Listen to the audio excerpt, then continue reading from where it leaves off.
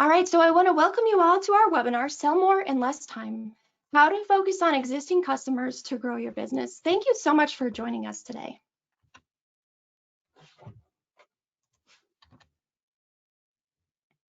While new customer acquisition continues to rank as a high priority for many businesses, retention and customer loyalty is often one of those things that gets left behind. This is true even though research has consistently shown that repeat customers are actually one of your greatest assets. So let's go ahead and put this into perspective with some stats. We see that 80% of future profits typically come from about 20% of existing customers. We also know that 90% of customers say that they want to stick with familiar companies and brands. And we know that it costs 5 times less to encourage people to buy again versus attracting a new customer. We also know that improving customer retention by just 5% actually boosts profits by an average of 75%. And that's really because loyal customers, they typically spend up to 300% more than first-time buyers. So some really powerful stats to show you there on why we're here today. All of these insights really point to the importance of nurturing and cultivating existing customers so that you can build lasting relationships that are going to positively impact your bottom line. And you can do that using email marketing. And I know for a lot of you, this whole process or thinking about it can seem complicated in order to figure out a strategy that's going to boost your retention, but it really doesn't have to be. At Constant Contact, we really believe that email marketing is the cornerstone of any online marketing strategy. That's because you can build and cultivate those valuable long-term relationships, especially considering that the ROI of email marketing is at $42 for every dollar spent, and that's one of the best. That's why today we're going to be talking about how you can use email marketing to really focus on existing customers so that you can sell more and grow your business. Before we get into all the details, let's look at our agenda and see more specifically what we're going to cover today. We're going to talk about the fundamentals of using email marketing to improve retention. We're going to talk about using segmentation and automation to improve your results as kind of the next step in that. And then we're going to talk about really getting to the next level using predictive analytics and AI so that you can send the right messages to the right people at the right times. And that's really going to boost your sales even more. Before we get into all the really great stuff we're going to share today, I want to introduce myself as well as my co-host today. My name is Stephanie French, and I'm the content manager for webinars here at Constant Contact. And I'm really excited to introduce my boss and the director of content marketing, Dave Charest. Hey, Steph. Awesome. Thank you so much for joining us today. Of course, it's a pleasure to be here. Awesome. So I thought we'd just start off today's webinar with a poll here. So let me get this set up on your screen. We want to know, what kind of email marketer are you? Maybe you don't send emails yet for your business. Maybe you send a regular or what would be considered a semi-regular email newsletter to your entire list. Maybe you use some basic segmentation to send relevant emails, including some basic automation. Or maybe you take it a step further and you dig into your data even more so that you can create lists, personalized campaigns, and automated emails based on your contacts actions. So go ahead and share your answers with us there on the screen. Dave, right now I'm seeing the highest is people who send a regular newsletter to my entire list. That number is at 62%. Excellent. Yeah, I was getting worried there for a minute because I don't send emails for my business yet. It was in front, and I was like, uh-oh. Nope, it's definitely taken hold. The second most popular answer is I use basic segmentation to send relevant emails, including some basic automation. That's at 26%. So we'll give everyone just another minute or so to share your answer with us. This helps us to kind of see who all's in the audience today and where you all are all at with your email marketing strategy.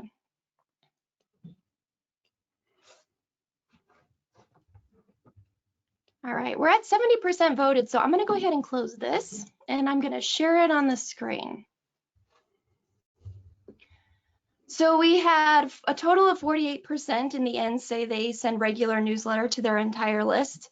And then 27% say they use basic segmentation. So we're first and second were that stood, pretty consistent throughout the voting there.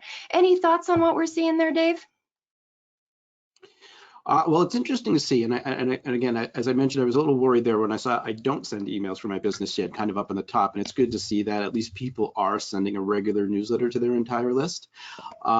That's great, because regardless of where you are, and as we talk about things here today, regardless of where you are and what you're doing, even if you're just sending a regular newsletter, the fundamentals that you learn there actually go into each of these categories, regardless of what type of email marketer you are. So you're really going to be building on and doing some of the same things you would be doing if you were just doing that normal send to a regular newsletter list. And so actually, yes, I see you have up here on the screen this 5-step successful approach to email marketing. And over the years, we've kind of developed this idea of like, really, this is how you approach email marketing, regardless of what stage you're at. And it's planning for success. It's designing for today's audiences. So really looking at how you're going to design your emails and your templates, using the copy and the content to create emails that drive action for your business. And then you really want to go beyond just opens and clicks and measure that business impact that email marketing is having for you. And then, of course, you're always looking to not only just grow your business, but growing your list in order to grow that business. Because as we've set up this discussion here today, it's really about getting repeat business and retaining those existing customers and getting them to do business with you again and again. And the more people you have on your list that are customers that you can contact and encourage and build those relationships with, the better off you're going to be. So just keep that in mind as we talk about these different levels of email marketing, if you will. This approach still holds true there, and it's going to be these fundamentals that really make you successful wherever you are. Definitely. And we've got a lot of information in our guide that goes along with this, the 5-step approach to successful email marketing. We have our wonderful Rachel who's helping out behind the scenes, and she'll be sharing that link in the chat window there. Now, those fundamentals, that's kind of an overall picture and strategy. Today, we're going to dive into just a few of those regarding the fundamentals in terms of improving your retention with existing customers. Now, as I said before, email really does have one of the most effective ROIs, and as its effectiveness is really going to rely on the foundations that you do have in place. I know we have quite a large audience with us today, and we have people who are in those different areas like we saw in the poll. So what I want you to keep in mind is, even if you've been doing email for a while, this is actually a good chance to start to audit what you're already doing and make sure you're on the right track. Now, a good foundation really means sending valuable information and messages that are going to ultimately allow you to stay top of mind and build those long-lasting relationships, ultimately increasing your engagement as well as sales. So let's start with the types of emails that you want to include in your strategy. Now, more times than not, I will sign up to a company's email list, and usually I will simply do this just so that I can get a discount, which is a common reason that other people sign up as well. And then it feels like every single day they send me email after email and they're promoting or selling one thing after another. Now, yes, I really do like discounts, but honestly, I can't afford to buy a new pair of shoes every single day. And that goes for whatever else you might be selling, something to keep in mind. Now, as a small business, you're going to want to include a mix of emails in your strategy. That includes promotional and non-promotional emails.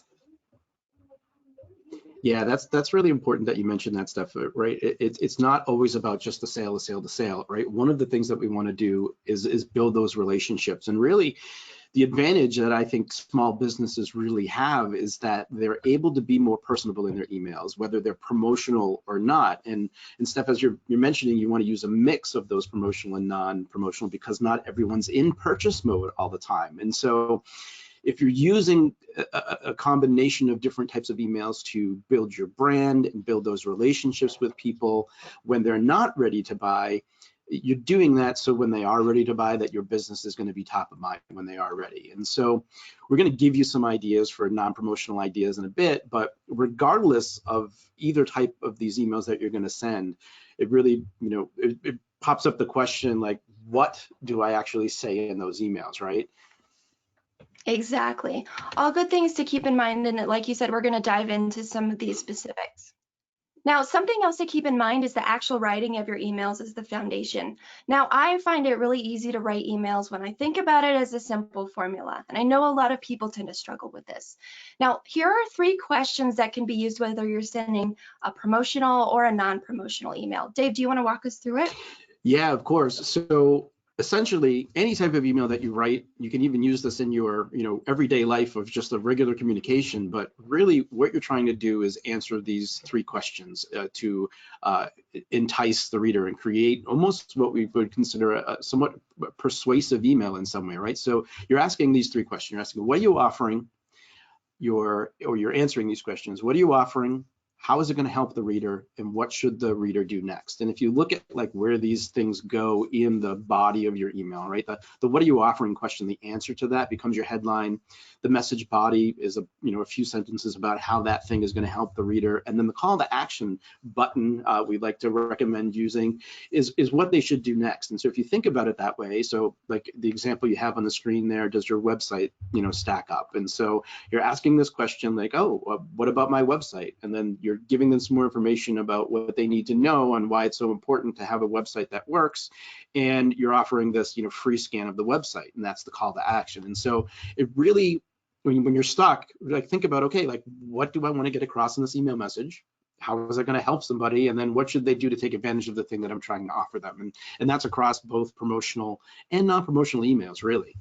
The only place it really changes, if we go to the next screen, right, is when we're talking about a nonprofit, right? And so the questions change a little bit because you're not necessarily selling something, but you are trying to get somebody to help you with your cause, right? And so the questions really become, what are you trying to accomplish? Why should the reader care about that? And then how can the reader get involved to help you with that? And that's whether they're volunteering, reaching out for some type of activism or something like that, or even make a donation. So those are just some ways to really think about, and when you're writing your email, how personable you make these, and what you add to them is always important. But these are these are the questions that you're trying to answer for people. Makes it so simple to sit down and write an email. Definitely something I think about when I craft my own emails. Now let's talk a little bit more about both of these types of emails. First up, promotional. So these are going to be really important, of course, for driving business and those results and those sales. When you really want someone to take an action like make a purchase, register for your event, I really want to suggest that you keep your email to only one topic. That's going to help you to keep it simple and focused. And when we say keep it simple, really all you need is a picture, a paragraph, and a call to action like what we see here on the screen. Now, like Dave was saying in those 3 questions, whether you're for-profit or nonprofit, you're going to want to make sure that every email has a call to action, even if it is educational. You might simply drive people back to your website to learn more, or to your blog post, or to simply take that action you want them to take, register or read the blog post or buy something. You want to tell them specifically what it is you want them to do on your button, like Dave was saying.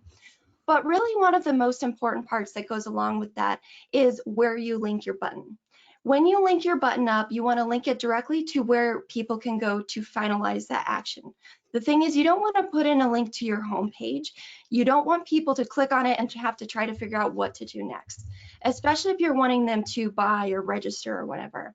Because people are busy these days and they may just say forget about it and close out and forget about buying or whatever it was.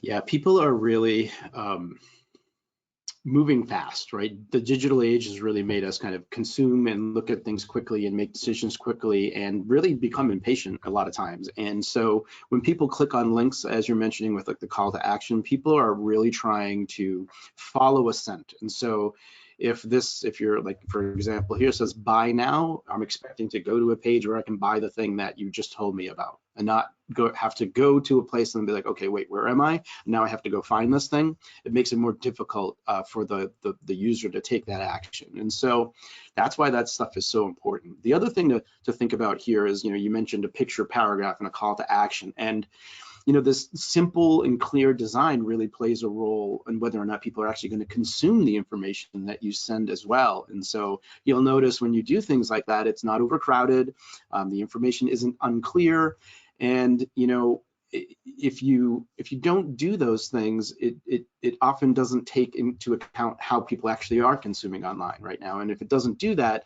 it's not going to be effective. And so that means you're using lots of white space, so it looks inviting. You're avoiding, and I think you'll probably hear us say this again in another part of the presentation here today. But if you're avoiding, you want to avoid those large blocks of text that looks like a chore for somebody to actually read and consume. And so really be concise, answer the questions that you need to answer for people, and then use the design to your advantage to make it easier for people to consume, I think is the important things to remember here. Really important. And again, I can't stress enough, keep your email to one topic when you're really trying to get someone to do something for you. Now, non-promotional emails, this is something I tend to see our audience struggle with as well. These are really important because they help you to build those relationships.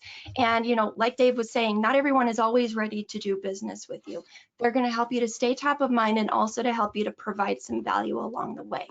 So I want to go through a couple of different examples here to help you figure out some different ways that you might provide value depending on your type of business.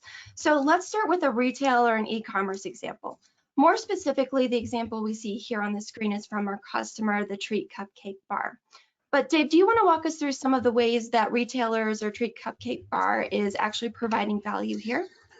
Sure. So, when you think about, so what does non-promotional mean? And non-promotional can also mean informational, right? So you're just giving people information or things that they would be interested in learning about. And so you could, for an example, if we're using Treat here, thinking about the different flavors that they might have coming up on the menu, stories of their some most popular flavor combos, right? Party preparation ideas that you have on here is also an interesting way. Education about how they actually make their cupcakes and just trends within the cupcake industry, things like that, like all things that are kind of interesting behind the scenes and helpful or interesting to the person receiving them. Those are all ways that you can stay connected with them and start to build those relationships and have them feel a greater, it's a way to build your brand, right? It's a way for people to have a greater affinity towards your business, as long as you're sending things that are interesting to them. And as we'll talk a little later about the idea of really, starting to think about segmenting your list, and so you can get more precise messaging to people and share things with people that they're most interested in. But at the basic level, if you can think about doing things like this, you're going to be doing a pretty decent job. And I've seen some clothing boutiques in my local area where, they're doing some of these other types of things. They're sharing clothing trends. They're sharing what makes their manufacturing process so special, their fabrics, or even how-to guides, like how to complete an outfit or accessorize an outfit, which is really great during the holidays or thinking about Mother's Day, so you can provide the right types of gifts or put a whole outfit together. Let's talk about nonprofits here. What kind of suggestions do you have for providing value beyond just asking for donations? Well, it's similar here, right? You're doing a little bit of different things, right? So example here, we have the Giving Tree here, who has a community harvest or community garden. And so they're showing the impact that community garden is having for donors and the volunteers, like what they're doing to do that. They're explaining why the cause is important, and they're showing how people are involved in the community. And so they can really do those types of things. I highlight a volunteer, highlight a particular person in the community that's benefited from the work that's been going on, highlight a donor.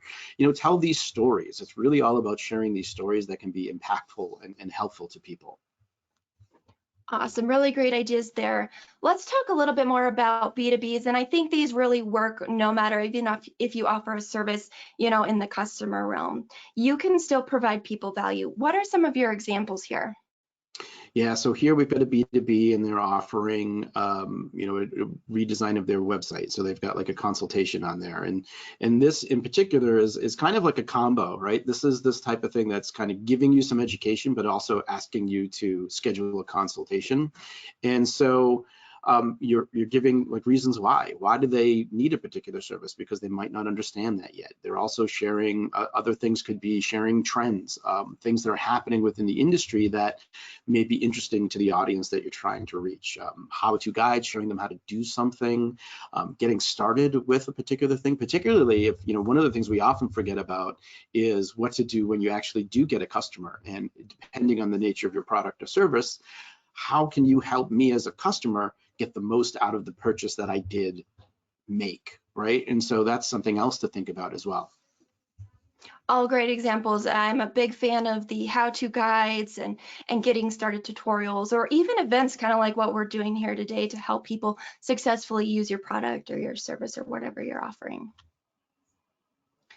Let's talk a little bit more about newsletters. And when we're talking here about newsletters, we're talking about something that looks a little bit more like what we have here on the screen with multiple topics. So I would like for you all, I want to see how many of you in the audience are actually sending an email like this, sending a newsletter that has multiple topics. Go ahead and raise your hand. And for anyone who might have joined late, look for the dark blue bar on the right-hand side of your screen, and it has a little hand icon. That will allow you to raise your hand. Looks like Dee and Charisse. I hope I said your name correctly. I see Barb. Yep, Brian. All right, so I would say probably about a quarter of the audience today, which is good. Now, when it comes to sending a regular newsletter with multiple topics, there are some specific things you want to keep in mind for this type of email. First, it's going to be a good idea to add some personality and really connect with your audience. Create some sort of personal intro. This might mean it's a short story with the theme of the information in your newsletter, or even some sort of commentary that's going to pull your audience in on why the information is valuable to them. That kind of goes back to the questions that Dave was talking about before. Now, some other tips include really keeping it to at most 3 topics at a time. Remember, as Dave was saying, people move fast in today's world, and they'll tend to scan your email first. So if you want to make it easy for people to consume what you're sending, you want to keep it short and focused. You want it to be inviting, and that means no big blocks of text. Now, one thing I want to mention here is I actually helped a customer quite a while ago that actually had a very, very long email. If anyone had, for any reason, printed it out, it would have turned out to be 16 pages long. I can't even think of anyone who would want to read that much information. So definitely what I want to suggest, again, keep it brief. Now, it's also a good idea here if you want to, where you can write a brief intro to each of your articles. And it's great to add a read more button for a couple of different reasons. You can feature a little bit of information that's going to be in that post, and then use a read more button that links to where that post is on your blog, on your website, or even just use a PDF, which is something you can do within Constant Contact. Great, especially for driving people back to your website. Now, this is also valuable because you can then start to track your subscribers' interest based on where they click in your email. And that's something we're going to talk a little bit more about later. But knowing what your contacts are interested in is really going to be huge in improving your strategy. All right, so the big question we get probably every single webinar that we talk about email, Dave, is how often should I be sending? Well, the answer is it depends. Can't give you a black or white answer for every single one of you. First, I want to say that it's really important to know that every single business is different. Your audience is different, and you also want to consider the expectations that you're setting upon sign up. Do you want to talk a little bit more about expectations, Dave?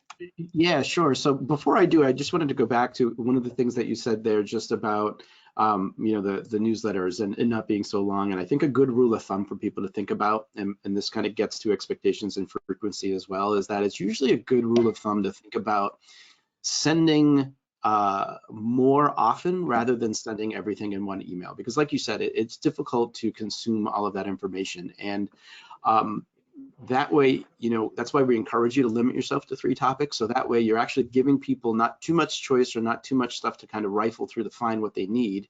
And then you're able to get more engagement and get people more, you'll get more benefit from that higher frequency, again, as long as you're sending information that's relevant to those people that are sending it. And so I think that's really important. But in terms of expectations, when you're thinking about, you know, when people sign up, right? This is why the answer is it depends, because one, it depends on the nature of your business and those expectations that you set when somebody signs up to join your list, right? And so what that means is if I say, hi, I'm Dave, and I want to send you a daily email on, you know, marketing tips that are going to really help you to get better results on your email with your email marketing. Well, if you sign up for that, you're expecting to get an email from me every day, because I said sign up to get an email every day, right?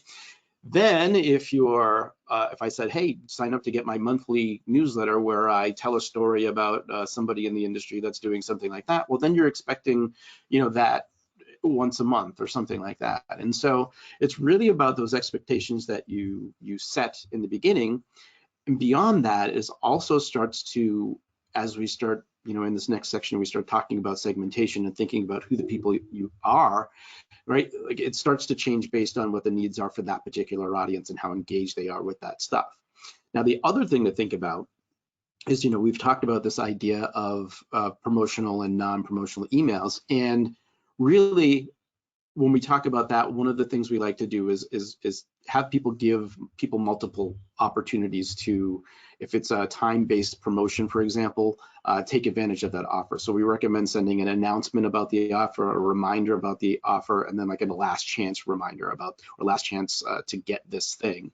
And so we typically say, you know, send those a few weeks apart, like 2 weeks out, a week out, and then like a day before they can take advantage of that. So that's another way to think about what your frequency is depending on the type of email that you send. Yeah, and definitely this is going to play a role once you start adding that next level, like you were talking about before with segmentation and more targeted emails. Because the more relevant your emails are, the more accepting they might be of more frequent emails. Now, a few other things that I want to mention here is be sure to watch your reports. This can help you in testing out different frequencies. Keep an eye on your unsubscribe reports, because those can indicate when people unsubscribe, they'll have an option to tell you why they're unsubscribing. It might be because they're saying it's because of too much email. Now, we typically find that people will unsubscribe because of too much email that is irrelevant to them. So keep that in mind. Now, another big thing to note here is you want to make sure that you're sending enough so that people don't forget about you. So big recommendation here, at least once a month, but then it's going to all be around your business, your expectations, and your particular type of audience. Now, something else that's going to be important with your non-promotional emails especially is that it's ultimately going to come down to really being in tune with your customers' needs. Do you want to talk a little bit more about that, Dave? Yeah, so it really helps to just understand the audience, right? And understand what questions or problems that they may have in regards to your product or service. And this is something that a lot of small businesses struggle with, like, what am I supposed to say? And, you know, there's some ideas here on the screen, right? So think about what questions that you're getting from people on a regular basis. That's answering that question is great content to share. Sharing behind the scenes, as we mentioned before, having some personality involved, and, you know, letting people feel more connected. Have these conversations with people through email as if they were physically with you, right? You know, tell a story. Again, build that and share expertise with like educational story and resources, and really help them, show them, I should say, like show them how you're an expert in this particular area and would be a great person to kind of work with. And then there's, of course, you know, there's online reviews that you can get, or sharing those reviews out with people, sharing tips on how to maintain things, as we've mentioned before, how to use a product or service they bought, info related to other products that you have. And really sometimes it's about just like product adjacent topics, right? So like if you're in real estate, for example, sharing emails about a particular locale may not be about buying a house, but it's about what you understand about a community somebody might be looking at, right? And so all of those things are valuable things that are more aligned with what a particular subscriber might be looking for. All great ideas, and I love especially the part about answering questions. If people are out there asking those questions, there's a chance that people are out there maybe not having the time to call you up and ask that question. So getting it in their email can certainly be helpful, and you providing that information. So as we start to wrap up this first section, I just want you to remember some of the foundational elements that are going to be important to your strategies. Remember, don't be selling all of the time. You want to include a variety of types of emails in your strategy, promotional and non-promotional emails, because those ultimately help you to build those relationships and stay top of mind. And then when sending those promotional emails, don't forget, you want to make sure to keep them simple and focused. Really just one topic is all you need. And that includes a clear call to action that's going to link them exactly where you want them to go to finalize taking that action or purchasing that product.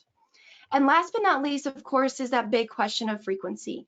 You want to make sure you're sending at least once a month, but keep in mind that can have a variety of, it's going to be affected by a variety of factors in your business, your audience, and the expectations that you set when they sign up. So let's go ahead and move on to the next section here, which is kind of taking the next step in the strategy, using segmentation and automation to improve results. Now, in order to really grow your sales and best communicate with existing customers, it's important that you send relevant information, because if you think about it, everyone on your list is different. They have different interests, wants, or needs with your company. This means you really want to start segmenting your list into smaller groups of contacts with one or more like commonalities. That way you can send relevant information to each of those different groups. And the thing is that even though you are going to be sending to smaller lists, your results are ultimately going to improve, and that's because you are sending that relevant information. Some stats we see here with segmentation and targeting your emails is that 70% of consumers, they become frustrated when content isn't relevant to them, so they stop paying attention, they unsubscribe. When done properly, segmentation can almost double open rates, and emails that are relevant can drive about 18 times more revenue. Ultimately, sending targeted emails means that you're going to see fewer unsubscribes, more action, engagement, and higher transaction rates. Yeah, and Steph, I think something to mention here is that when you are segmenting, you want to make sure that you're segmenting it to something that's kind of manageable and worthwhile at scale, meaning you don't want to make those groups too small. And this might sound a little bit contradictory to what we're going to kind of tell you a little later on in the presentation, because really the ideal situation is treating every contact as an individual. But when you're doing the work manually, sometimes that is not going to be worth the time investment to do that because of the return you're going to get back. And so really what you're looking at here is creating those smaller groups that still have the potential to drive a worthwhile business goal for your business. All good things to think about there. Let's look at some specific examples here for those different types of businesses and how you might segment. I really just want to hopefully inspire you on segments you could create. First one is retail or e-commerce. You might segment by the products they've purchased or the products they've showed interest in, meaning they click in your email. And I think it was Joe just asked, can we track results of a particular content within a mailing? Yes, that is where you want to incorporate those clicks, and that's one of the best ways to do that. You might have a group of customers that are repeat customers. You might have a group that's new customers. You might have a group of your most loyal customers, meaning those people who've made repeat purchases with you.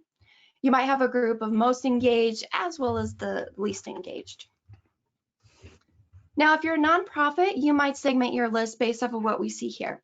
That might mean a list of your existing donors, or you could take it a step further and segment by their donor levels if you have a wide range of people who donate at different levels. You're of course going to want to have a group of people who are volunteers or people who've shown interest in volunteering with your organization.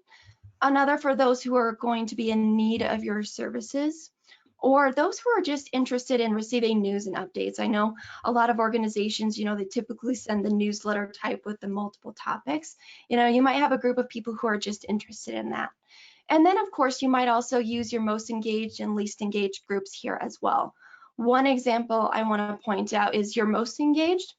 Those are really great people that you want to really try to get them to spread the word about you. So have them start talking about you on social media, or have a contest, that gets them involved in one way or another in spreading the word about you. Yeah, and even just to add with those most engaged people, right, when we think about frequency, those people that are most engaged can probably, they're going to tolerate being able to like communicate with them more frequently. They're more engaged, or they're interested in more information from you than opposed to, say, as well as I'll talk about here in a little bit, but when somebody's least engaged, right? So you'll treat them a little bit differently. Exactly. All more reason to have those different groups. Now, for those of you who are in the B2B realm or offer some sort of service, you might segment based off of the different types of services that you offer. Maybe the people who've purchased or simply shown interest in those particular types of services. You might have a group of new clients. You might have a group of your valuable, again, repeat clients, prospective clients, and then of course, your most engaged and your least engaged contacts as well. Yeah, and so just to carry on from what I was saying, we talked about the most engaged being able to send more frequently to them.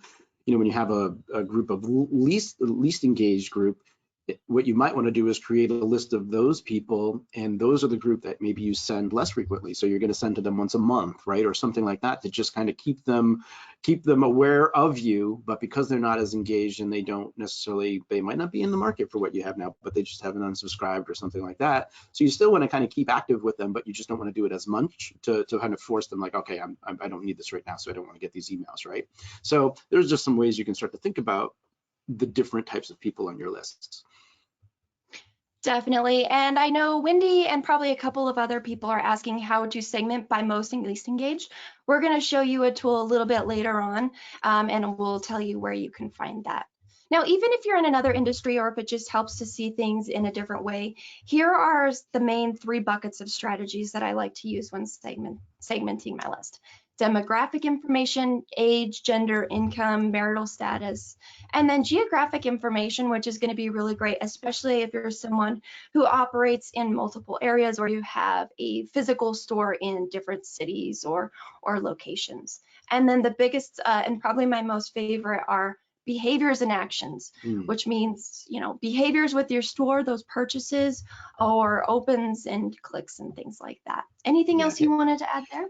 Yeah, I was just going to say, I mean, I hope people are starting to see, particularly since we had, I'm just looking at the numbers again, you know, 48% of people that are just sending a regular newsletter to their whole list, right? I'm hoping you're starting to see that how more precise you can start to be in your messaging based on, you know, how you're breaking these groups up. And, you know, and the silly example I always like to give that I think illustrates this point nicely is that, you know, imagine you had to explain quantum physics to your mother, your best friend, or a 5-year-old, right? Now, after someone explained it to me, the way I'm going to explain that to them is going to be completely different based on who they are and what knowledge that they have and that. And so when you start to think about how each segment is different and what is the conversation that you're having with them, your results start to get much better because your messaging and the offers and everything that you provide to them is much more in line with who they are, right? And so that's why that's so important.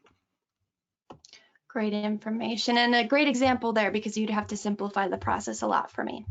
Now, if you're not sure what your customers' interests are, this is where I want to talk about click segmentation, probably my favorite tool in Constant Contact. You can determine people's interests automatically and automatically segment them based on where they click in your emails. Yeah, I love this idea of self-segmentation, I would call it, right? Because typically you're manually moving people into lists and doing things, where this is actually putting the onus on the reader of the email. And so here's this example from one of our favorite customers, the Cheese Shop. What they do is they include some information in one of their emails about their catering, the catering side of their business. And then anybody who clicks on that link showing interest in that is added to a list. And that list is then sends out an email with more information about like the catering stuff. But then they have this list of people that when they're having some type of special catering event or doing something different, they can go back and they know that these people specifically are more likely to be interested in their catering services. Exactly. And this tool works really well for those of you who raised your hand when you told me you send newsletters with multiple topics. You can simply add in a click segmentation to each of those read more buttons like I was talking about and find out who's interested in what and automatically segment them based on where they click. So once you've got your list segmented, this is where you want to really start to send that relevant information to each of those groups. It might mean you send individual one-off emails that you're going to create and schedule as you need. And that's going to mean you want to target those emails or send relevant information, whether it's promotional or non-promotional. You just want to make sure your people are getting information that is relevant to them. Yeah. This example here, I mentioned it a little bit on the last slide there when we were talking about the catering business, but you can go ahead. One of the things that happens is, the cheese shop is using automation in the beginning when people join their list to send them information about the cheese shop, right? So they're welcoming to the list and they're doing some other things and saying like, here are some of the things that we offer. Those people that click on a link and show interest in catering are then added to the catering list, which has some automation attached to it, which then sends an email like this that says, all right, here's the information that you need to know about our catering service. And so again, based on actions people are taking and based on it's set up already and people are, these lists are set up. And so as new people join the list, they're getting these things available. You don't have to keep manually sending these types of things, right? These are things that are going to be evergreen, if you will, and help you kind of get people in the buckets that they need to get to and find out how to best service them. Yeah, the cheese shop was a great example for that. And click segmentation is available in email or email plus, no matter which package you have. Now, especially when it comes to retention and communicating with those existing customers, it's really important to make them feel special every once in a while. This is where I want to suggest you incorporate birthday and anniversary automated emails. Birthday emails are a great way to celebrate with your customers. You might include a coupon, a great resource, a free item, or even a complimentary service depending on your business. Now for anniversary emails, these can be used to celebrate so much more than just a wedding anniversary. It could be used to celebrate any milestone with your business or your organization. That means maybe a donor anniversary with your nonprofit, a membership anniversary, a renewal notice like we see here, or even some sort of yearly re-engagement letter for them to do business with you again. Yeah, and Steph, I mean, at the risk of oversharing, I've, this year, my wife and I have been discussing, it might be time for me to start a skincare routine. So this is the year I've done that, but like think about, the products in a situation like that, where, I've got these magic potions that I'm using and I'm about to use them up. Like the business knows like these typically last, if they're used regularly, X months. So if I bought something in February, then in 3 months, the business can send an email that is like a running low, time to restock and encourage me to buy again. And so you can use those types of things again to kind of put them on autopilot so you know that they're going to happen for you and stimulate business. Definitely a great option there. Now, another thing to think about here is especially if you're using an e-commerce platform, especially Shopify, it's a good idea to implement an abandoned cart email. And that way you can remind people who've left your website after putting something in their cart, to go back and finalize that purchase. And right now, we've actually got an integration with Shopify that allows you to create this type of email directly in your Constant Contact account. I would probably suggest you add in a discount code or an offer, maybe free shipping that really entices them to get back in there and complete their purchase. Now, once you are ready to get a little bit more sophisticated, you might continue to add a series of emails or more emails to a series to continue to engage people over a timeline. And this can be used no matter based on a variety of different goals. So one of the most common ways that I like to use automated emails is with a welcome series. Welcome people to your business. So after someone signs up, you might want to follow up with them based on something that you've enticed them to sign up with. So if you entice them with a discount, like in my shoe example earlier, you want to follow up with that in a welcome email, right after they sign up so that they can take advantage of your offer. And then in a second email, you might allow them to connect with you. Another example here is like an action series where you're encouraging people to take actions. One example I like to think of here is with Peter at the cheese shop. Dave was talking about how he uses click segmentation to find people who are interested in catering, and then an automated email goes out about that. He can actually turn that into a full automated series that might look like, giving them the reasons why they want to use the catering, highlighting a unique aspect of their service. And then for a lot of different types of businesses or even actions you want people to take, you might create an email in that series that invokes a fear of missing out. Another idea here, and I love this one, is onboarding new customers. Very important. Thank them right after the purchase, and give them some information, that valuable, helpful information along the way. Help them get started, provide some sort of educational information, and then you can also ask for a review. I love this whole idea of putting it together in a series, because if you onboard people and you set them up on the right path to being successful with your product or your service, after they've had a little time with it and you've gotten them set up, that's a great time to ask for a review or even some feedback. Another idea here is just simply creating a series that educates people with your best content, or maybe even a series of emails that feature your best products. Do you have any other ideas or things that you might want to add to this list, Dave?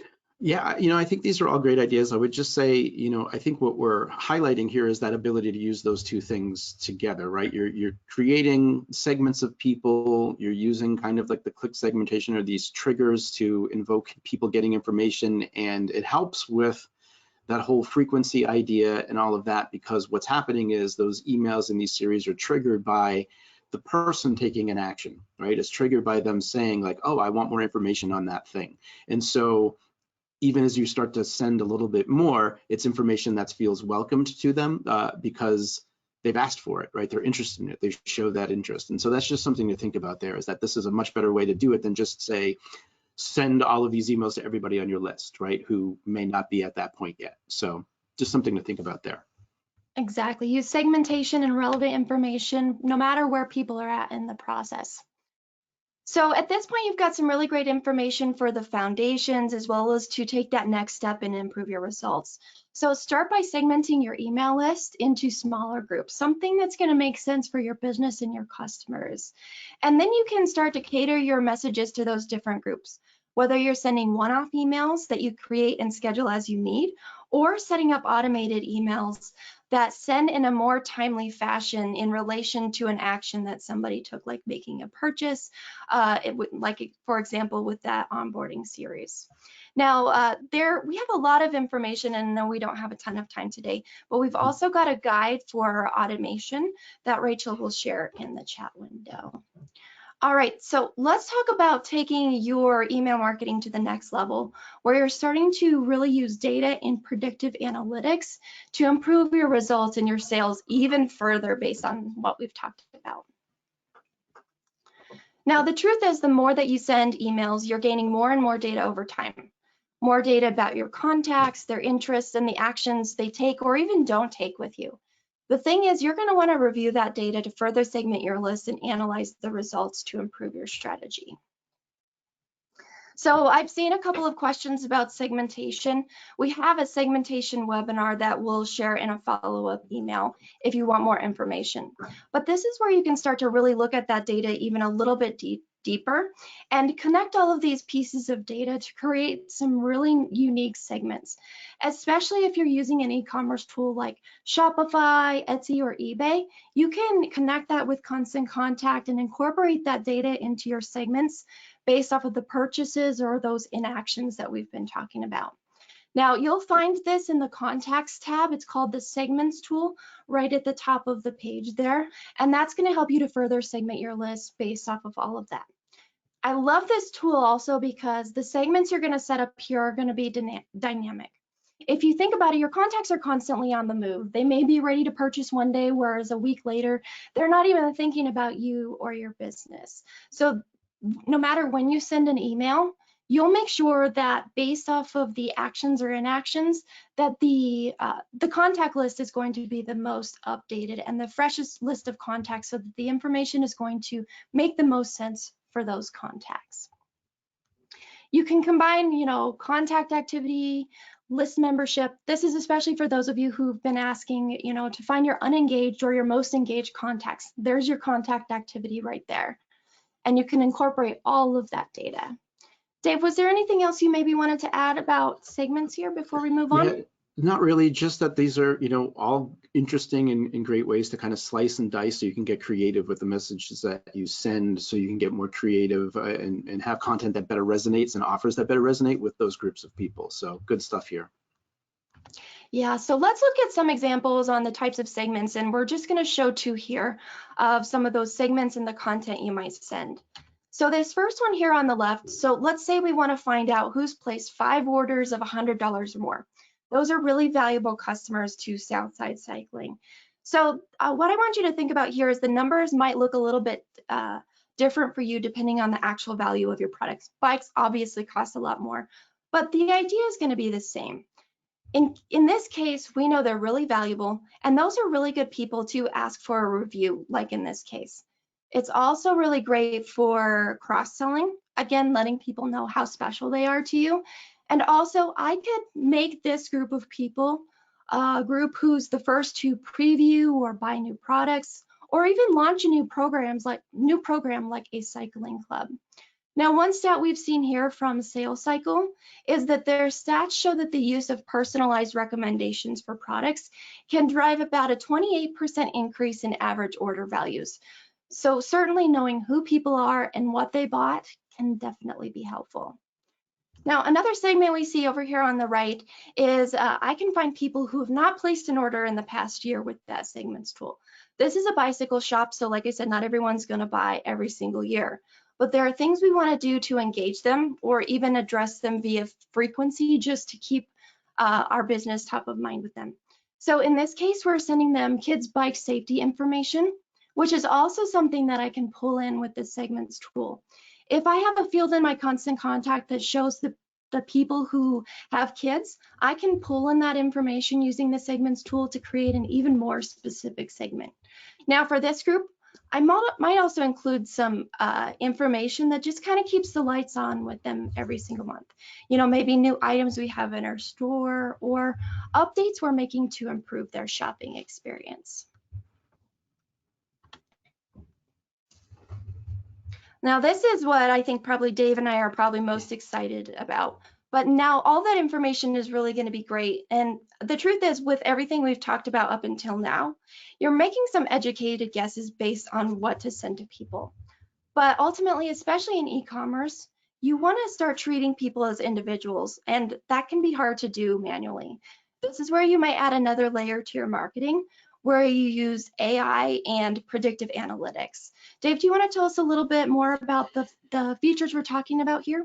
Yeah, so I mentioned earlier that we might sound a little bit contradictory to what we were saying in terms of not segmenting too small, right? Because it just doesn't work for you at scale. And the truth is, though, the ideal scenario that you want to be in is that segment of one, right? You're sending one message to one person and making decisions based off what that one person will do. But that actually gets really difficult to do as your business grows and you have more customers and you have more products and quite frankly, you have other things to do, right? And so it's hard to do that. But it's exciting, as you mentioned, because it becomes a reality when you add predictive analytics and this artificial intelligence and automation into, that's how excited I am about it, into the equation, right? So if you think about it like this, so I don't know if anybody's been watching the Queen's Gambit lately, but my kids have been, and we've been talking about chess a lot. And really, you know, it's interesting because chess is all about understanding what moves you're going to make and thinking moves ahead and, you know, based off the actions that your opponent is taking. And if we can think about it like this, up until now, we've been talking about, you know, just sending regular newsletters, using some data and creating segmentations, but we've been talking about doing that all manually. And in those scenarios, we're really just playing checkers, right?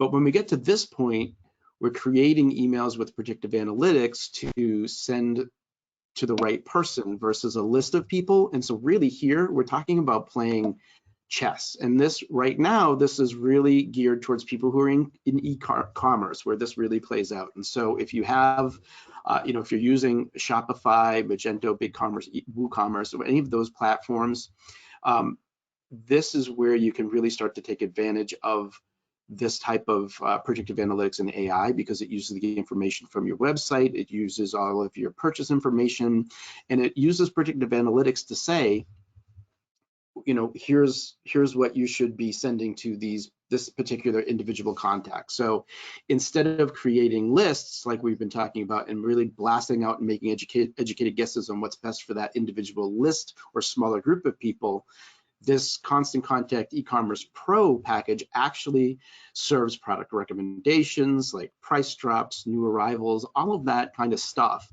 And even those relationship building emails based on the individual customer. So it allows you to kind of sell more in less time. And so the difference here is that instead of creating those lists of people, you're assembling the pieces of plays, if you will, that automatically go out to the individual based on who they are and when they need to receive that message, which is really exciting.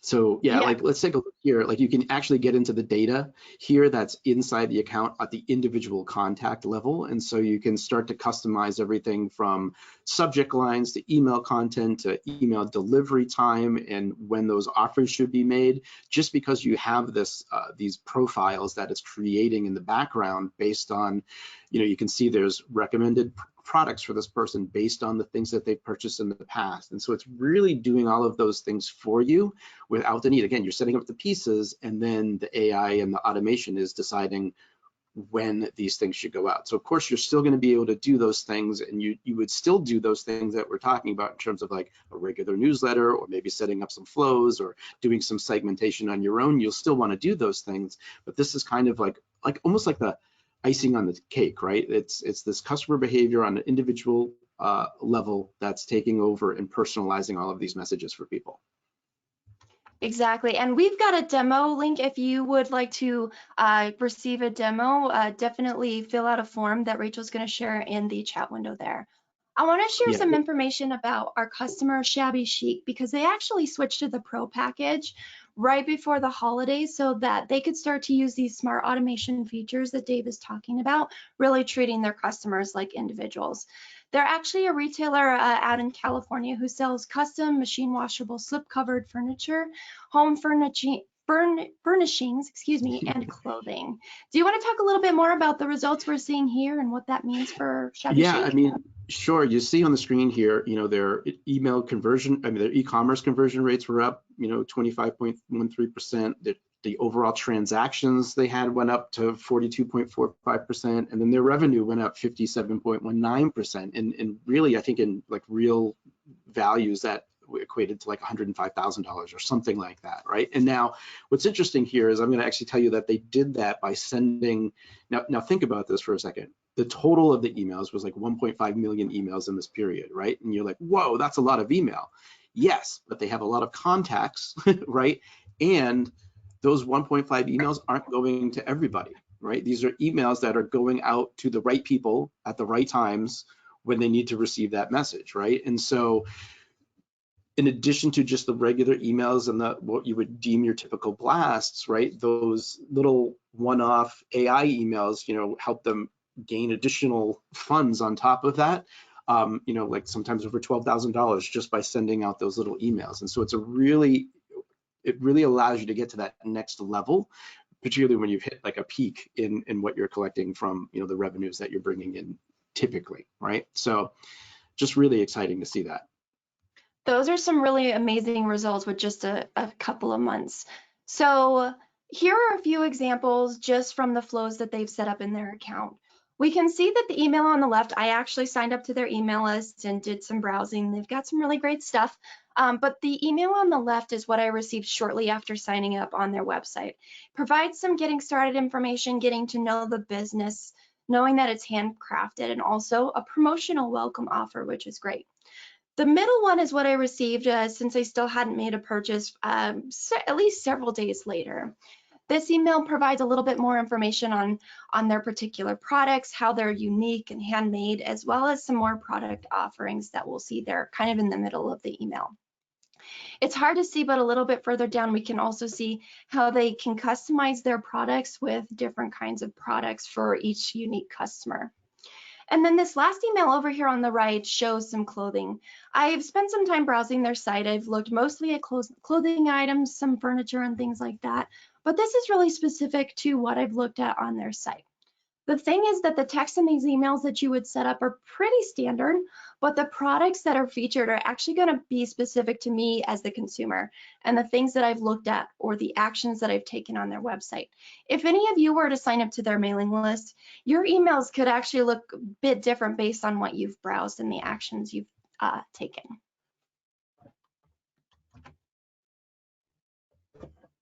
All right, so I know we're starting to get tight on time here, but over time, again, you're going to be collecting more and more data, and that can really be used to your advantage, like what we've seen here in this section.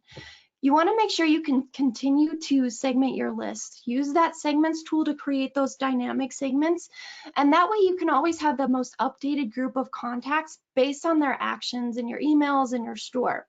Make sure you continue to send that relevant information, which is going to be particularly important for cross-selling products that make the most sense for people. And last but not least, you can add another layer to your marketing so that you can start treating people as individuals so that they receive the right content, products, and promotions at just the right time. Dave, do you want to wrap up with one final thought? Yeah, sure. So I'll try to culminate a bunch of thoughts into one thing really quickly for us. But I think the big thing here is to understand that, you know, email marketing is good for your business, and you really need to do what you can based on where your business is at the moment. But know that the goal is sending the right messages to the right people at the right times. And as of now, right, if you're in e-commerce, the pinnacle of this is actually sending the right message to the right person at the right time. So it's a little bit different there, but ultimately it's that idea that's going to help you get better results. Definitely. And we've got more information in our Send More, Sell More guide, which will help you as well. Now, Constant Contact has a lot of tools to help your small business, websites, online stores, and email. So if you want to sign up for a trial of Constant Contact, you can do that here. And also this Pro package, the Constant Contact Ecommerce Pro, just like Shabby Chic, if you're wanting to use that, I'll let Dave talk about it a little bit more, but we'll also share a link if you want a demo for that. Yeah, I think the demo request is in the thing. What I should mention here is, like, this is particular to e-commerce folks right now. So if you're using Shopify, BigCommerce, or some type of e-commerce platform, that's for you, right? Definitely go check that out. And that's going to help you, again, send that right message at the right time, all the time, to the individual contacts on your list, and uses AI to help you do that. So definitely check that out. Definitely. So let's get to a few questions here. Dave, what about informational messages? This comes from Jennifer. Mm-hmm. She says, with COVID-19, I feel like everyone is so bombarded with emails. How do we combat that? I send a decent amount of informational and promotional emails, but I feel like most of my emails are not being opened. Yeah, I mean, I think we've definitely seen a shift in how many people are sending and how frequently they're sending and doing all of that. And really, I think it boils down to really asking yourself the question, like, is this necessary? Meaning not just necessary for you as the business owner, but necessary for the receiver of the message. And both from an informational and a promotional standpoint, if you can put it in relation to what's happening in the current moment and why that would be necessary for someone to open now, that's going to help you with those open rates and those things. And of course, on the e-commerce side of things, I don't know what business that you're in, Jennifer, but on the e-commerce side of things, you know, again, because the AI on the Constant Contact Ecommerce Pro side of things is continually learning and making adjustments based on the individual contacts, like it's continually giving you the best recommendation for what to do and sending that out automatically. So it's learning all the time. And I would take a look at, you know, kind of pre-COVID versus post-COVID and see, did it actually go down? Because we typically see open rates around, you know, depending on the type of business, anywhere from about 15 to 25%. So take a look at, you know, did it really go down? And then you might adjust your frequency again, looking at your reports. So Steve says, I'm afraid that a large number of our emails are going to junk or spam. How can I deal with this? Well, it's a tough one. I think particularly now with everybody working from home, a lot of people have been, you know, their security measures have been put up a lot. And I think one of the things that you want to make sure that you're doing is that you are sending frequently, because your domain gets more authority as you do that. And the spam filters, like if you're not sending regularly, they start to recognize you as somebody like, oh, this person probably doesn't want this message. Whereas if you are and people are opening and people are engaging, you're kind of warming them up, right? And so like you actually, more of your messages are going to get through. And so I would say, make sure you are sending regularly and doing those types of things, but also make sure that your practices in terms of collecting email addresses are on point, meaning you're letting people opt in for those messages, and you're not just kind of sending to people, because if you do that, then you have that ability to welcome message people and make sure you add us to this safe senders list and do things like that that help with that overall. I don't know if you have any other tips to add there, Steph. Yeah, I would definitely say take a look at it, do some testing in your own account. Also, go into your junk folder and see what kind of messages are landing in spam, because spam filters are constantly adjusting to the thing that the bad guys are out there trying to do. So go in there on a regular basis. Is there something in that's showing up regularly? Typically, we see subject lines that have all capital letters in there somewhere, like a word spelled out in all caps. That can sometimes be a trigger for spam filters. So think about things like that. We also have some great resources if you go to the help link in your account that you can search for even more great tips on that and things to check out. Let's try to get through one more here, Dave. What kind of how-to did you know for non-promotional emails I can do for real estate company? Do you have any examples? It's a good one there, Dave. Yeah, sure. I love that question. I think I might have touched on it a little bit earlier on, but this idea of, like, if you're in a real estate business, people love to know about the different areas that they're moving into, and so you can become the expert at a particular location, right? Like things to do in I'm in Methuen, right? So things to do in Methuen, right? Like here are all the places to go out to eat, here are the places to bring the kids, right? And so it's not always just about the home, it's about the things that are happening in that community and pointing out what life is like in that area, as well as things like what are the latest market reports for that area, or what is the latest information in that particular locale. All of those types of things allow you to really send things that are more along the lines of, and particularly besides like the how-to piece, how to get your house ready to be sold, how to get prepared, what documents do you need to prepare to buy a home, all those types of things that help people through the process are valuable and helpful. Agreed. So I'll just address one more question really quick. Sure. Because Candace asks where we can store the PDF so people can click and read it. You can actually do that right within Constant Contact, but it could be on your website.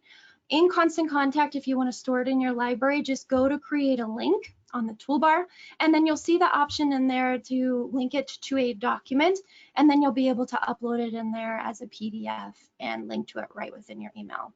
Now, I apologize, I know we're over beyond time. I do want to let you all know, again, Jenna is going live here in just a couple of minutes on our Instagram feed. So if you want to go there, you can ask more questions, continue on with the conversation, and she'll be doing some work to try to answer more of these questions that I know we didn't get to.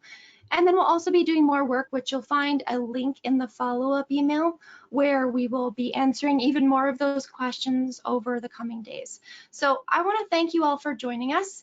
And Dave, thank you so much for sharing your expertise with our audience as well. And one more quick thing, please take a minute to fill out the survey when you go. Tell us what you thought of the webinar today, if you liked it or didn't, and what we can do better. All right. Thank you so much, and I hope you all have a wonderful day. Thanks. Bye, everyone. Bye now. Thanks.